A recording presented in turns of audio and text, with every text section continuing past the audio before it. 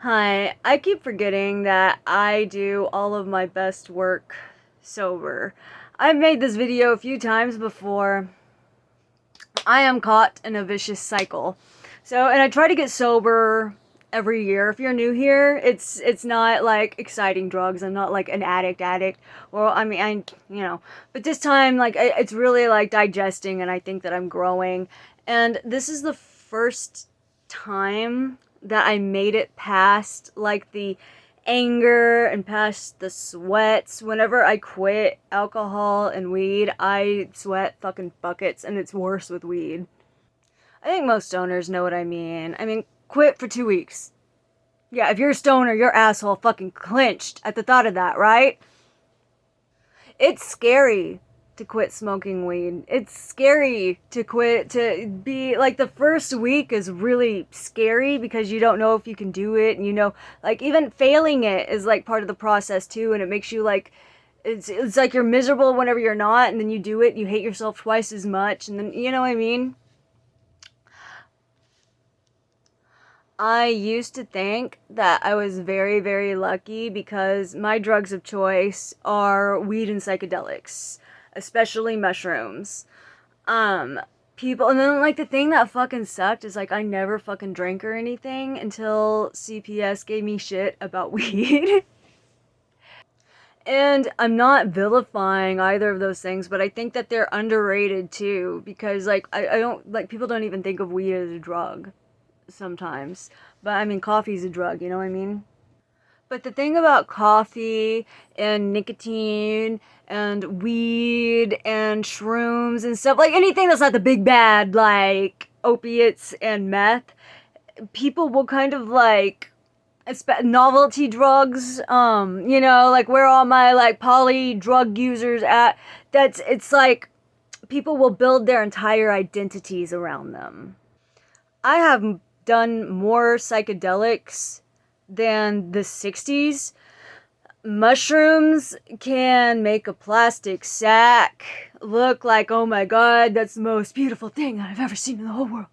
And yeah, also, like, I remember this one time I was on shrooms at a party with a whole bunch of other musicians, and everybody kept passing us a guitar, and we were just like, hot potato. And it was on a shroom trip that I experienced with humiliating clarity that I'm not exploring my consciousness, that I'm not like helping anything, that I'm not learning stuff. I have a sticker on my back. I was just abusing shrooms and weed to hide from my life.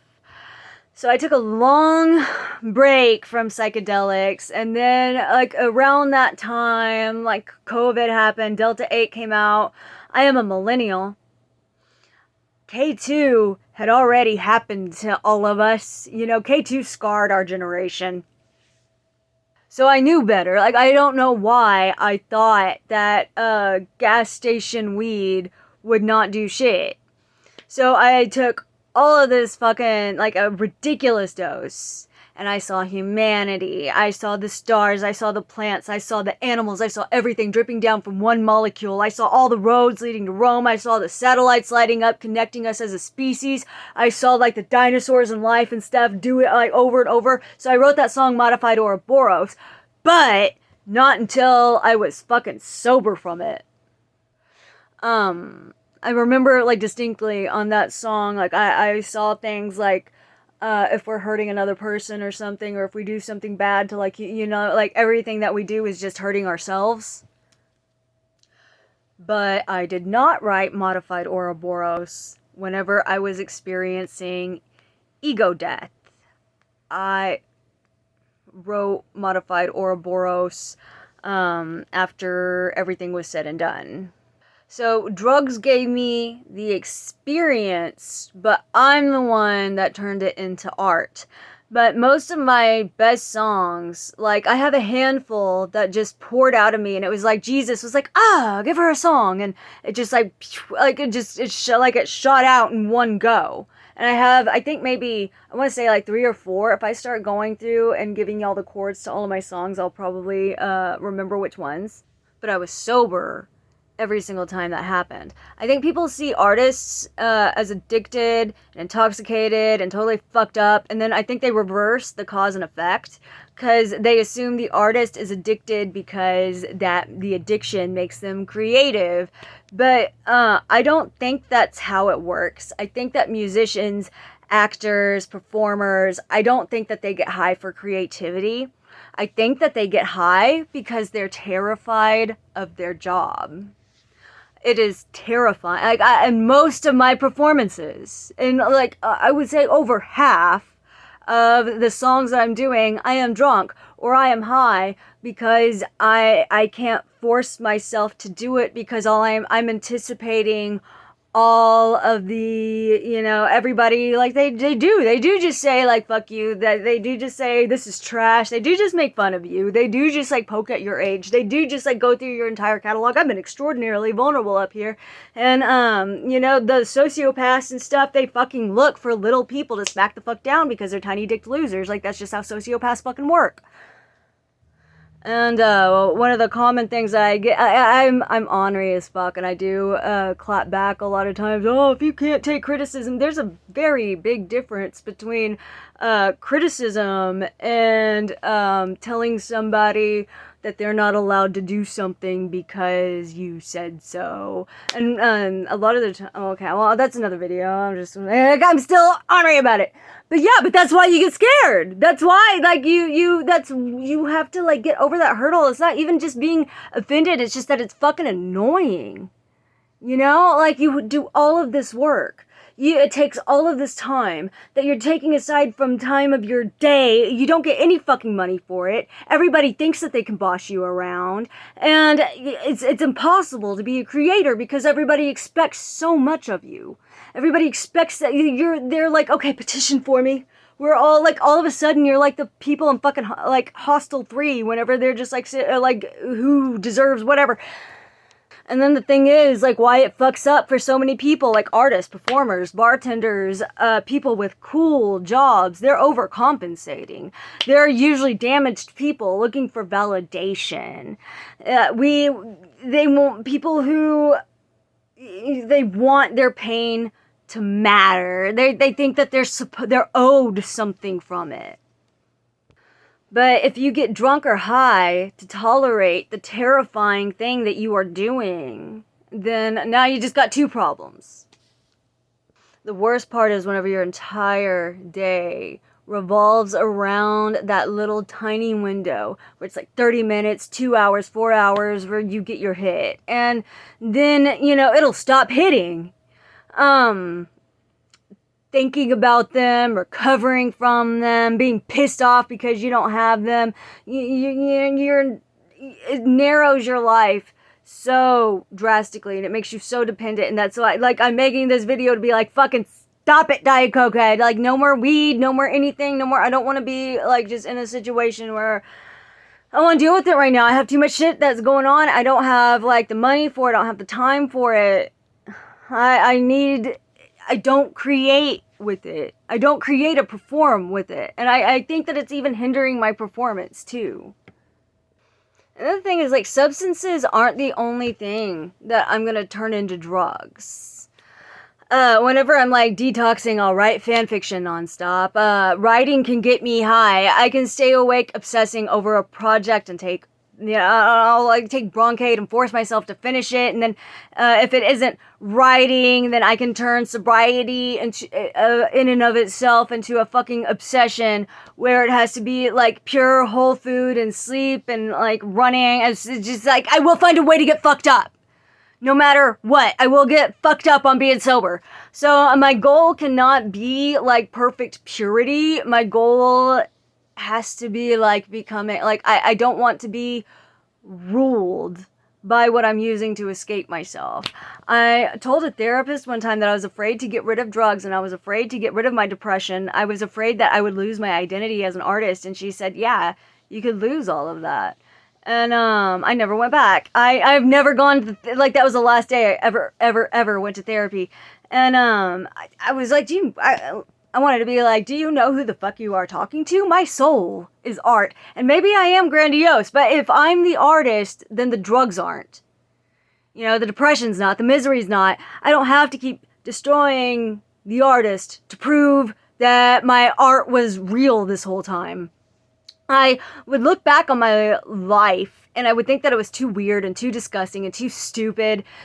Like my family threw me away, men beat me and raped me, and like they just threw me away, and I was like, okay, nobody ever wants a bitch with baby, and nobody's ever chosen me. And then like that whole time I've never considered choosing myself. And for the first time after my most recent divorce, being alone terrified me. I was married straight out of high school. I went from relationship to relationship to relationship to relationship, and I mean, all the guys that rejected me after that said relationship, like, thank fucking God they did. I don't think that I would ever, if I would have shrunk myself to whoever man would have taken me next that first year. I was terrified to be alone. But now I have this like wonderful little daughter who will matter to me more and is more important than any idiot, snoring ass, hygiene deficient man ever would be to me. I mean, and I have a real obligation here. I created beautiful things. I have the privilege of being this person's mother, and none of those assholes who rejected me for being, you know, they can't handle the weight of my life. They aren't as strong as I am. I'm stronger than all of my exes put together. No man has ever done a fraction of what I have done for a man, for my daughter, for myself. Nobody. Not even the ones that I liked. So the wound has only like started healing. And then that's whenever I've started losing. I've never experienced losing interest in drugs. I've never, like, every time I was sober, I was like, what I do? Every time I was sober, it sucked. The longest I've ever been was whenever I was pregnant. And I just, like, I don't even fucking remember being pregnant. It was just, like, I do, like, in, like, glimpses and stuff, but I don't, it's weird. It's a weird experience. But, I've had month-long stretches of it, but I remember it being so miserable, and I remember hating life, and I remember spiraling into, like, a lot of my mental vacations, they're usually from me attempting to get sober, and this time I'm not experiencing that. Oh my God, I don't want to fucking, I shouldn't speak right now. I don't want to jinx it. I feel like, I really do feel like it's coming around. Like, I'm gonna be 35 this month. So I'm not, like, getting high to access my creativity. I was getting high to tolerate my life, and I confused the things that I used to survive with the things that make me interesting. So a fear of strangers can, like, explain why people get high whenever they get on stage, but it doesn't explain the, like, addiction, because, like, addiction is multifaceted. You know, everybody has a void. Everybody has personal demons. Life is traumatic. It's unavoidable. You're gonna get hurt. It is. But drugs and audiences are terrible places to outsource your validation for. I would love to tell you that my confidence appeared entirely inside of the vacuum in my own weird little noggin, but people here have, like, they've supported me through, like, everything that, like, I don't think that I would have come to this conclusion without my channel and without my daughter, and I don't want either of those things to be responsible for me, or responsible, but, like, responsible for my sobriety. But, the people that came here and they listened to my music, they suggested punk songs, you know, they shared their stuff with me and had, like, this incredible, like, philosophical conversations that I have in my comments, and, like, all these people that I've met and that have, like, have shown me that there are good people in the world, because I don't think that I would have believed that without this channel, because, like, every time I do still get into, like, headspaces where I'm like, no, the world is horrible, I think that we're all dead, and I think that this is hell, and I think that, you know, whatever, but then, like, it's all these horrible things make, like, the teeniest, tiniest little, like, my little girl, whenever she was, like, years ago, like one of the things that I'm like, okay, I have to fucking pick my ass up, and I have to fucking, like, get my shit together. I just remember my baby running around in the driveway with her little fairy wings, and talking to the Alexa dot, Alexa, play my mom's song, like, that just, that's keeps me, yeah, you know, even whenever I spiral, I know my history enough. I know that, like, I I get into mindsets. I do struggle. I do. It is what it is. But I mean, like, I have this little girl, and she is way more creative than I was at her age. She's way more intelligent, has a way better head on her shoulders, and she looks up to me. And I don't want her worshiping Kurt Cobain and believing that self-destruction is what makes an artist worth loving. I want her to understand that the artist deserves to survive that. I won't call my self-hatred like a gift, but maybe being famous, like, if I think not becoming famous when I was younger, I think not doing this whenever I was younger, I think being like, I was like I'm too fat to do this, I'm too ugly, I'm too whatever, and like, I'm glad that I didn't start this whenever I was younger, because like, especially whenever everybody was coming up and stuff, like, I probably would have been able to like hit something with like that little British husband living our lives and stuff, because those were really popular, like, relationship channels were really popular back then. But like, now that I'm turning, Kurt Cobain was like fucking 27, you know, he never got the years that I got to come to this mentality. He didn't get, like, that's still very, like, he was barely just out of being a kid. So I know being young, being insecure, and being extremely exploitable. And I want to be the mother who deserves my daughter's attention. Yeah, attention. Who deserves my daughter's, like, admiration is the word that I was looking for. Who deserves, like, I lose my shit. I fuck up. I'm not, perfect. But, like, she's my favorite person in the entire world. And I never want to stop, trying to be somebody who is worthy of her looking up to me. Like, I probably don't deserve that right now, but I want to. And, I don't want more weed and mushroom. I mean, I do, but, but I've been, you know, I've been making myself crave it this whole video. But, I mean, I don't want it. I don't want my life dominated by the hour that I get to be high. I want to go through I want to, like, enjoy.